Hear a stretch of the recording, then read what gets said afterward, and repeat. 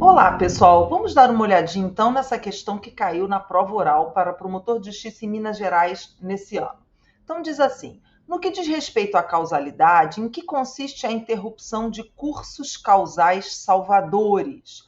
Do que isso está tratando? Essa hipótese, essa pergunta está tratando da seguinte situação: um determinado bem jurídico está em risco, por exemplo, uma pessoa está se afogando, tá? E inicia-se um processo de salvamento. Por exemplo, alguém vai se jogar na água para nadar e salvar aquela pessoa, tá? E você, com a vontade de matar a vítima, impede esse curso causal salvador. Você segura, por exemplo, o salvador, impede que ele salve a vítima e a vítima morre, tá? Nesse caso, não há discussão na doutrina sobre a sua responsabilidade por homicídio doloso. Não há discussão, tá? A discussão aí é sobre, ou melhor, a dificuldade é como fundamentar a causalidade dessa sua conduta em relação ao resultado, tá? E aí, essa dificuldade parte de uma discussão anterior, que é a seguinte: afinal, o que é a relação de causalidade? A relação de causalidade é uma força física eficiente, uma energia, ou ela é, ao contrário, de natureza lógica, né? Se você pensar na relação de causalidade como uma força física eficiente, uma energia, né, que produz o resultado, de fato, é difícil justificar a relação de causalidade nessas hipóteses, porque a pessoa vai morrer do quê? Do afogamento, da água que entra nos pulmões. Se você, entretanto, pensar a causalidade de maneira lógica, tá? Basta você imaginar se acrescentar o socorro teria evitado o resultado ou, de uma forma até menos exigente, já que a gente está discutindo causalidade, não está discutindo imputação. Se você acrescentando o socorro, se isso teria influenciado no tempo ou no modo da produção do resultado, tá? Então, isso é uma forma de trabalhar a causalidade de forma lógica e não como força eficiente, tá? E se você chegar à conclusão que acrescentar o socorro que foi impedido, tá, teria uma influência no tempo ou no modo, na intensidade da produção do resultado, você pode dizer sim à relação de causalidade, tá? Então, basicamente, é essa discussão que envolve causalidade na interrupção de cursos causais salvadores, tá? A tendência hoje é enxergar causalidade de forma lógica, como faz, por exemplo, o Luiz Greco. Ok, pessoal? Então, vamos terminar por aqui. Na próxima aula, na próxima semana, a gente prossegue. Até lá! Olá, pessoal! Hoje eu vou dar sequência à resolução de questões que caíram na prova oral do Ministério Público de Minas Gerais nesse ano, a pedido de vários alunos. Então vamos lá. Nessa questão, pergunta-se o seguinte: um sujeito quer matar alguém afogado e lança a vítima de cima de uma ponte. O objetivo é matar a pessoa por afogamento, mas a vítima cai, colide com a pilastra e morre. Nessa situação, há um desvio do nexo causal que afastaria o dolo quanto ao resultado, devendo o agente responder por crime tentado, ou seria um desvio causal irrelevante, respondendo o agente por crime doloso consumado. Então vamos lá. Aqui a questão trata de erro sobre o curso causal, que também recebe o nome na doutrina de dolo geral. É a mesma coisa. Tá? Erro sobre o curso causal ou dolo geral, é a mesma coisa, tá? E aí, basicamente, a gente resolve esse problema considerando o seguinte critério, a seguinte diretriz. A gente deve perguntar se esse erro em relação ao curso causal é um erro essencial ou se esse desvio que aconteceu foi um desvio irrelevante e, portanto, previsível, tá? Se esse erro é um erro essencial, nós teríamos então uma tentativa seguida de um crime culposo. Se, entretanto, esse é um desvio irrelevante, porque dentro do esperado em relação a um curso causal previsível, nós teríamos um homicídio doloso consumado, tá? Então, aqui, esse problema, inclusive, esse exemplo, inclusive, é um exemplo dado pelo Roxin no livro dele, tá? Esse é um típico exemplo de um desvio previsível e que, portanto, gera a constatação de um crime doloso consumado, ok? Então, espero ter ajudado. Até a próxima semana. Olá, pessoal. Vamos dar sequência à correção de questões da prova oral do Ministério Público de Minas Gerais em 2022. Vamos lá. Nessa pergunta da prova oral, o examinador queria que você conhecesse um tema relacionado à teoria da imputação objetiva que se chama comportamento alternativo conforme ao direito. Eu vou explicar o tema primeiro, para depois a gente ler junto as alternativas, tá? Esse tema diz respeito à realização do risco no resultado, tá? Quando a gente estuda a teoria da imputação, a gente aprende que é necessário, primeiro, que o sujeito crie um risco desaprovado e depois que aquele risco se realize no resultado, tá? Quando a gente vai estudar se o risco se realizou no resultado, um dos temas que a gente estuda se chama comportamento alternativo conforme ao direito. O que é isso, Ana Paula? Isso é o seguinte: vamos imaginar que você crie um risco desaprovado. Por exemplo, você está dirigindo em excesso de velocidade numa rodovia, tá? E aí você atropela e mata alguém. Então, primeira conclusão, você criou um risco desaprovado ao dirigir em excesso de velocidade. Na segunda etapa da teoria da imputação, quando a gente for perguntar se foi aquele risco que se materializou no resultado, um dos temas que a gente vai estudar se chama comportamento alternativo conforme ao direito. O que isso quer dizer?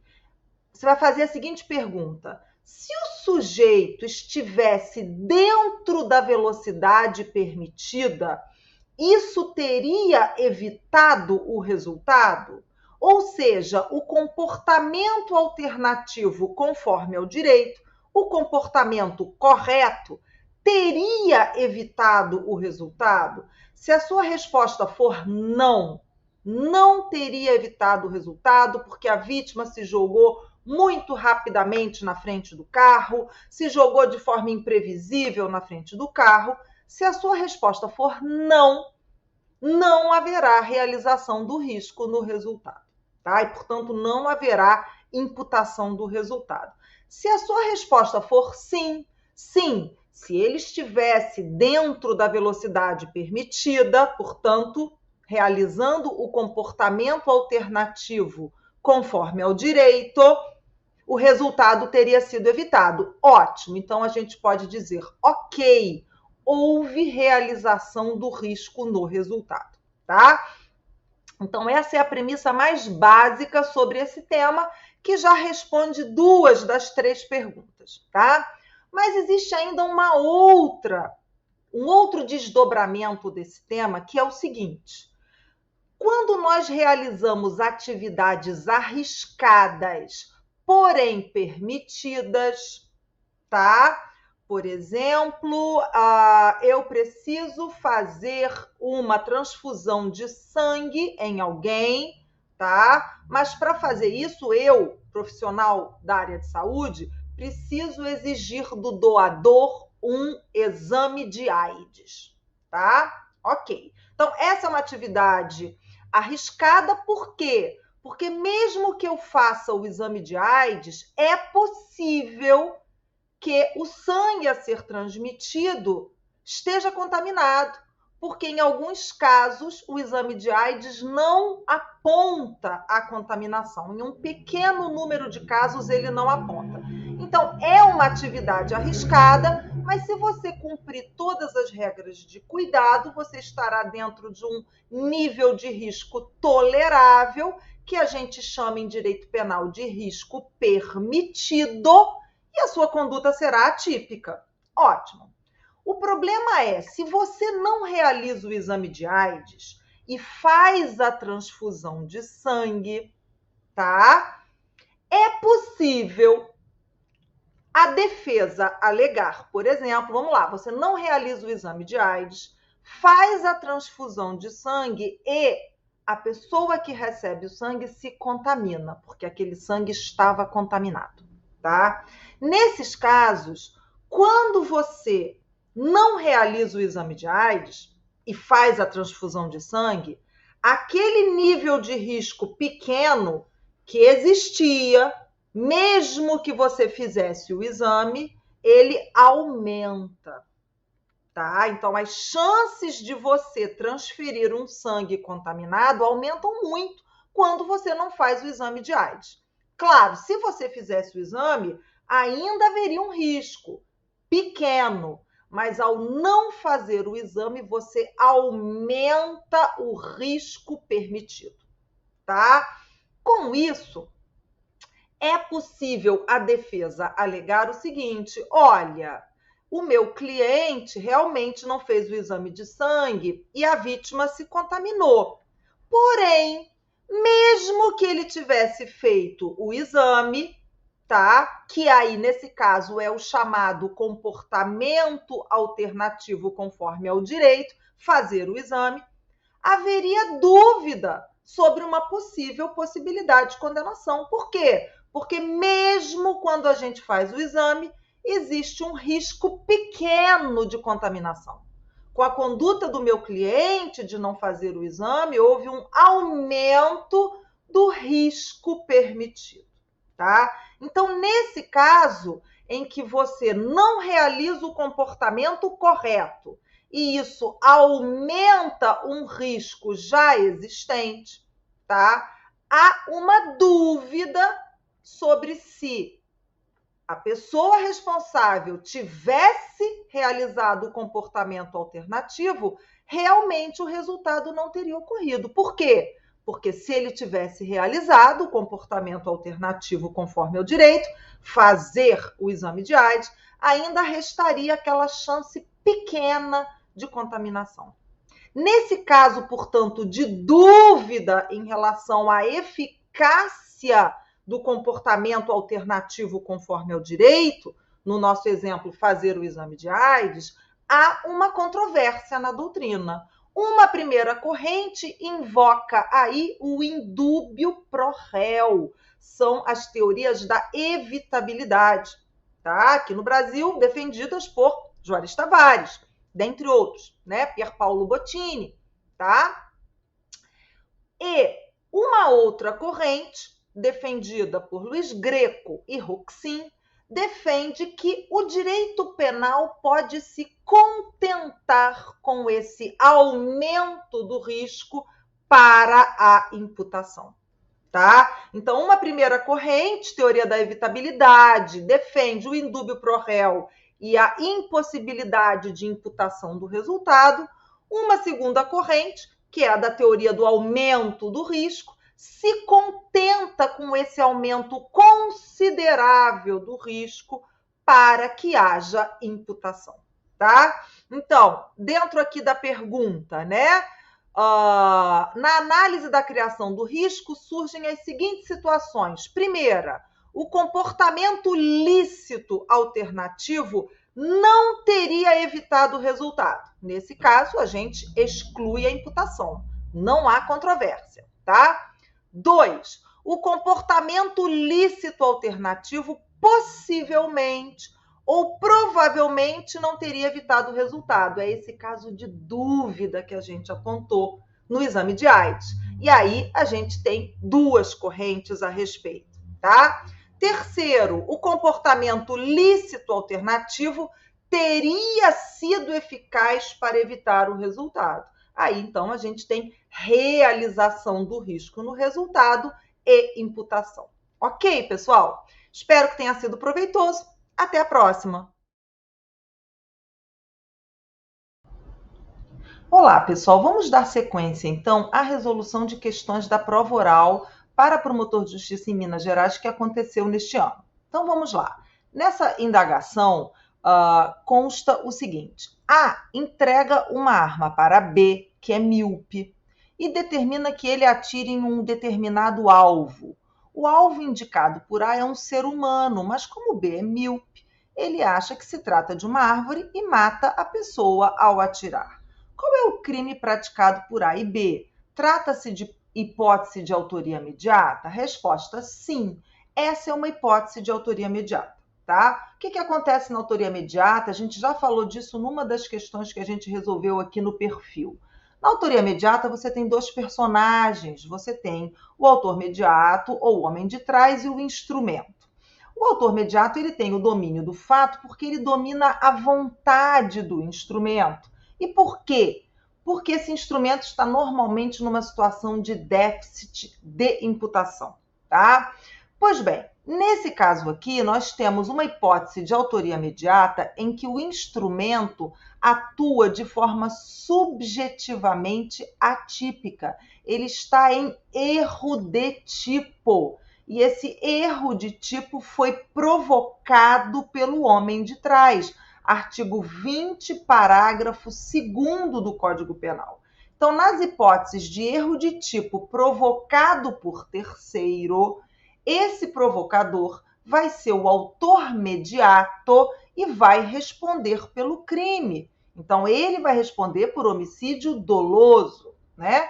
E o provocado, que age em erro, que é, portanto, o instrumento, vai responder por crime culposo, se agiu com culpa, ou por nada, se for um erro de tipo invencível, que exclui dolo e culpa. Aqui a questão dá a entender que houve uma atuação culposa, porque uma pessoa míope não pode sair atirando sem se certificar sobre qual é realmente o alvo. Mas pode ser que esse provocador, né, que essa situação de erro provocado gere um erro invencível e o provocado não responda por nada, tá? Então, aqui, em princípio, há uma autoria imediata, tá? E, em princípio, nós teríamos um homicídio doloso para o provocador, que é o autor imediato aí, e um homicídio culposo para o provocado, que é o instrumento, ok? Artigo 20, parágrafo 2º do Código Penal,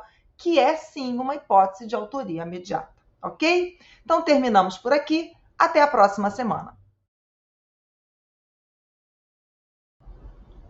Olá, pessoal. Vamos dar sequência, então, à resolução de questões da prova oral para promotor de justiça em Minas Gerais que aconteceu neste ano. Então, vamos lá. Nessa indagação, consta o seguinte: A entrega uma arma para B, que é míope, e determina que ele atire em um determinado alvo. O alvo indicado por A é um ser humano, mas como B é míope, ele acha que se trata de uma árvore e mata a pessoa ao atirar. Qual é o crime praticado por A e B? Trata-se de hipótese de autoria imediata? Resposta: sim. Essa é uma hipótese de autoria imediata, tá? O que acontece na autoria imediata? A gente já falou disso numa das questões que a gente resolveu aqui no perfil. Na autoria imediata, você tem dois personagens. Você tem o autor imediato, ou o homem de trás, e o instrumento. O autor imediato, ele tem o domínio do fato porque ele domina a vontade do instrumento. E por quê? Porque esse instrumento está normalmente numa situação de déficit de imputação, tá? Pois bem, nesse caso aqui, nós temos uma hipótese de autoria imediata em que o instrumento atua de forma subjetivamente atípica. Ele está em erro de tipo. E esse erro de tipo foi provocado pelo homem de trás. Artigo 20, parágrafo 2º do Código Penal. Então, nas hipóteses de erro de tipo provocado por terceiro, esse provocador vai ser o autor mediato e vai responder pelo crime. Então, ele vai responder por homicídio doloso, né? E o provocado, que age em erro, que é, portanto, o instrumento, vai responder por crime culposo, se agiu com culpa, ou por nada, se for um erro de tipo invencível que exclui dolo e culpa. Aqui a questão dá a entender que houve uma atuação culposa, porque uma pessoa míope não pode sair atirando sem se certificar sobre qual é realmente o alvo. Mas pode ser que esse provocador, né, que essa situação de erro provocado gere um erro invencível e o provocado não responda por nada. Tá? Então, aqui, em princípio, há uma autoria imediata, tá? E, em princípio, nós teríamos um homicídio doloso para o provocador, que é o autor imediato aí, e um homicídio culposo para o provocado, que é o instrumento, ok? Artigo 20, parágrafo 2º do Código Penal, que é sim uma hipótese de autoria imediata, ok? Então terminamos por aqui, até a próxima semana.